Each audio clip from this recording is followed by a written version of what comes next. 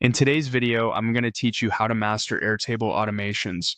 By the end, you'll feel confident setting up reliable, flexible workflows that save time and reduce manual work. Start by heading to the Airtable website and signing in. From your workspace, open the base where you want to automate your process.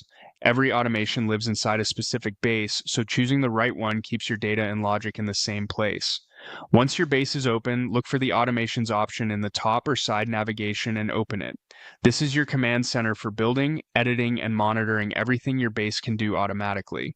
Inside the automations panel, begin by adding a trigger. The trigger is what starts your automation, so pick something that mirrors the real-world moment you care about. You'll see a gallery of options, things like changes to records, scheduled times, and more.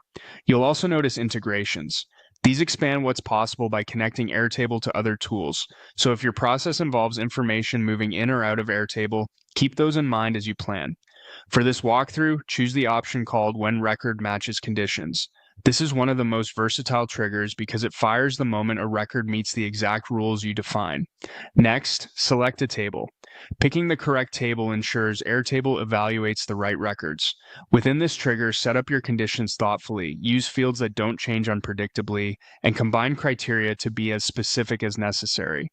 The more precise your conditions, the fewer false starts you'll have later. With your trigger in place, open the area for advanced options by choosing Add Advanced Logic or Action. From here, select Conditional Logic. Conditional logic lets you branch your automation based on field values or earlier results, so each record follows the appropriate path. Think of it like an if-then decision tree.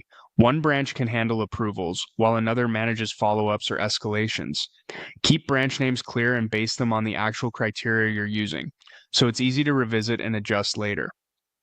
As you build, consider the end-to-end flow. Make sure the trigger aligns with your conditions and use integrations only where they add real value.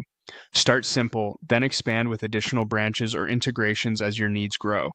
That's it. You've learned how to open your base, navigate to automations, add a trigger, explore integrations, choose when record matches conditions, select the correct table, and incorporate conditional logic for smarter outcomes.